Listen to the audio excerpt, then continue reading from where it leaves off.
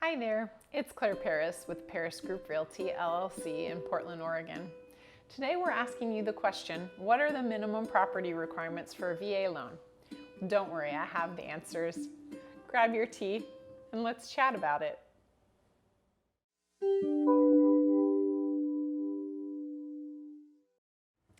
So we're talking about the minimum property requirements for a VA loan, and VA stands for the Veterans Administration.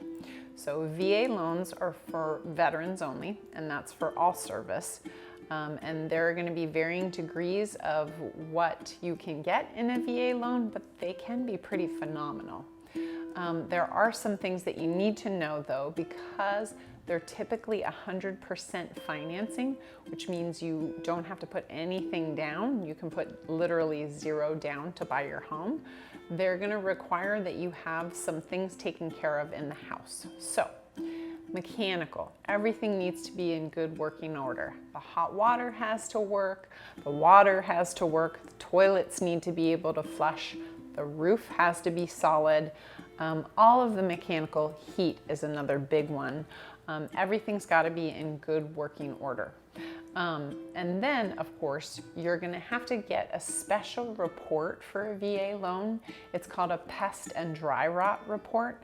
And they're going to crawl under the house or go in the basement. They're going to look everywhere for any pests. That includes termites, beetles, all kinds of wood-boring insects, so carpenter ants, anything that's going to eat your home, they want to know about it and they want it fixed before they give you a loan.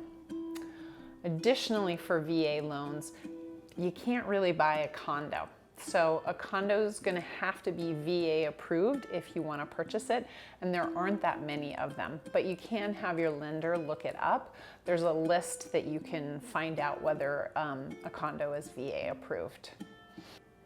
So why does the VA care whether a condo is approved or not? The reason being is they want to make sure that the condominium association is in good financial health. They're mostly looking out for veterans to make sure that they're not going to be taken advantage of, and the investment that they make is going to be a good investment. So for an example, a condominium, you're buying into a corporation, and that condominium might not be in good financial health. If they've not been using their reserves wisely, you might be looking at a special assessment, and they don't like to see stuff like that. So when it's VA approved, the Veterans Administration has reviewed everything about that condo, and they know it's in healthy, good working order, and so they're willing to lend on it. The VA also has some issues with income producing properties. So depends on how the income is being made. Mostly these loans are specifically for you to live there. They're not for you to make money on them necessarily. So if it's a farm, probably not going to be able to get a loan on it. If it includes a shop, like outbuildings that are humongous and worth a lot of money, probably not going to be able to get a VA loan on it. Additionally, they'll typically lend on multifamily units. So that means like a duplex, a triplex, a fourplex. You can't go above a fourplex with a veterans loan. But typically you can live in one unit and rent out the other three. And so in that way you could have an income producing property, but you have to live there. What else? Rehab loans. Can't really get them through the Veterans Administration. So the home that you pick out is going to have to be in good working order like we talked about before. There are some other loan programs that you could probably qualify for, but veterans aren't going to allow you to do work to the property after you own it.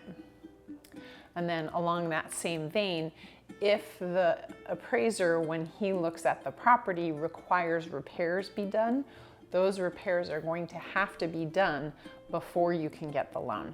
And like I said before, it's going to be handrails, roof, heat, crawl space hatch, all kinds of fun stuff. And of course, you're allowed to negotiate those things just having a VA loan in the contract. If you're in the process of buying a home with a VA loan, It'd be really useful if you checked out our video on appraisals so that you can learn more about how the appraisal process works. And of course, thanks so much for tuning in. We'll see you next time. Thank you for tuning in to this Dear Claire episode. If you found this helpful, or if you have any additional questions, comment below and hit the thumbs up. And we'll see you next time.